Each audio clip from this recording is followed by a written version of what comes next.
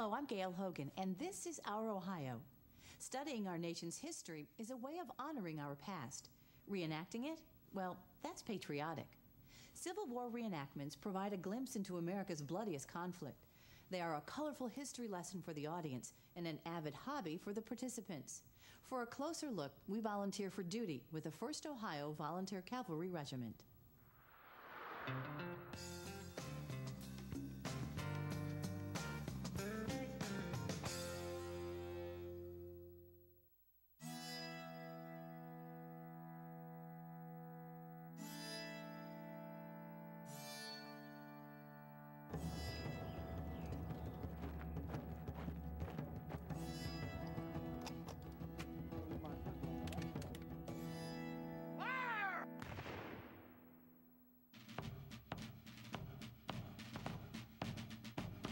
This weekend at the Heritage Village, this is our Civil War Days reenactment. We have 14 historic buildings from the 19th century, and all our buildings are open. Within each building, we have activities or furnishings that demonstrate an aspect of the Civil War, an aspect mostly of the home front.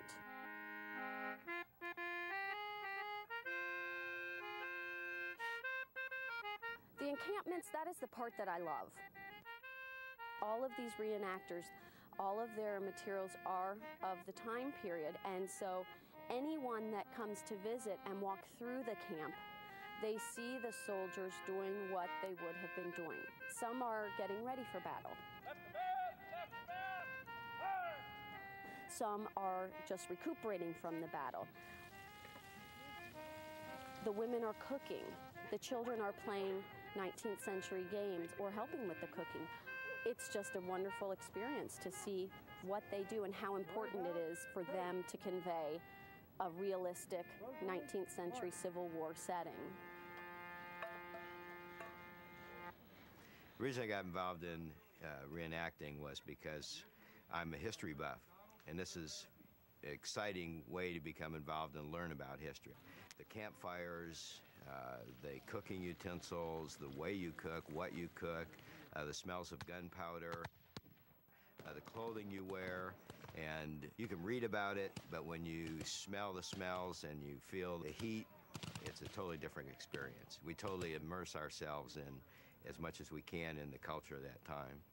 You bring the other hand across and grasp the middle of the weapon. The right hand is now free to go underneath the trigger guard. I guess it's kind of from the love of history, the American history. I started studying the Civil War and studying the uniforms. I generally make most of all of my own uniforms. What I have on today is what would be an early war frock coat made of a jean wool, which is a wool cotton weave, with block I infantry buttons, coming down to my Richmond Depot trousers, which would have been issued by the Virginia government. Underneath, I would have a civilian plaid wool shirt and a small military issue cap. The gun I carry is 1842 smoothbore musket.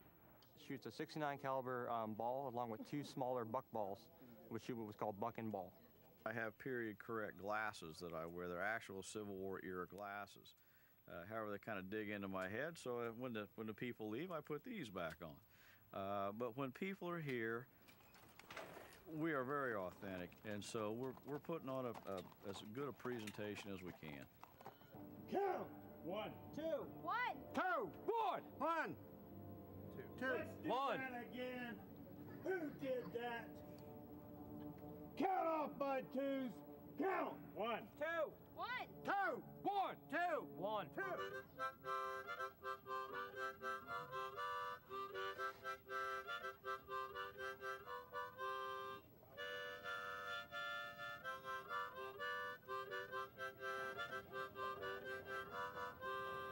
The game is called the Game of Graces, and that involves a small wooden hoop that is wrapped and decorated with brightly colored ribbons. And it is called the Game of Graces because you really have to end up being graceful to get this done.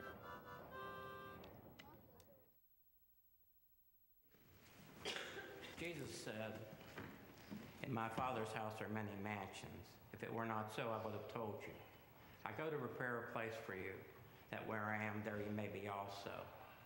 And the best part of it is that, and if I go away, I will come again to receive you unto myself. She's a sweet girl. Baptized her at a young age.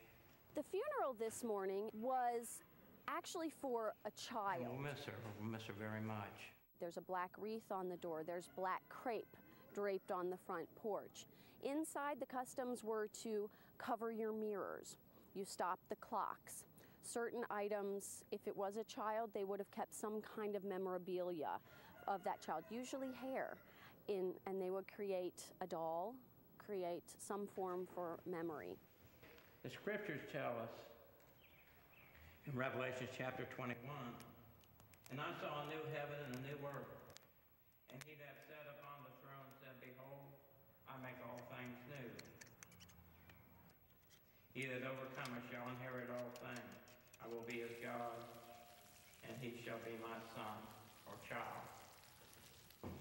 We're going to miss this. And that we would be aware of how fragile our life is in this world. Now, Father, I ask that you would touch the hearts of everyone here this morning, that you would comfort them. Lord, bless them and keep them. And we'll give you the praise for it in Jesus' name. Amen. So what did you put in the stew? That has beef and potatoes and green beans. We happened to raid this farm yesterday. Oh, yeah? Because they had left, and they just left everything. So we come across it, and we hate to, feel like that we're taken, but you just take what you can to survive. But that's just about it, just surviving.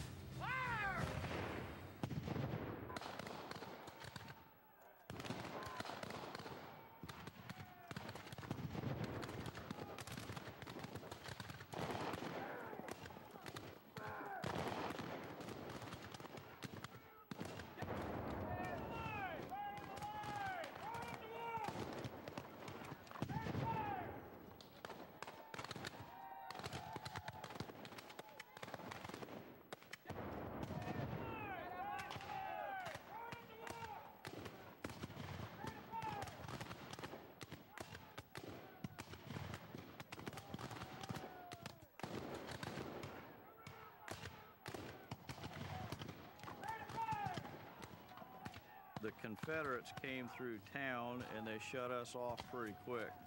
Tomorrow might be a different story. We have already moved our gun to the other side of town. And tomorrow, I think things will be better. The South won the battle today because probably the North will win tomorrow. It's always fair to change sides every day.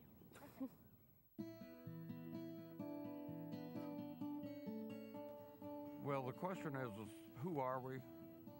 Where are we going as a people? In order to try to realize that, you need to know where we came from, what our history is. The Civil War was one of the most dramatic times in our history as a nation. And it is really what made us what we are today.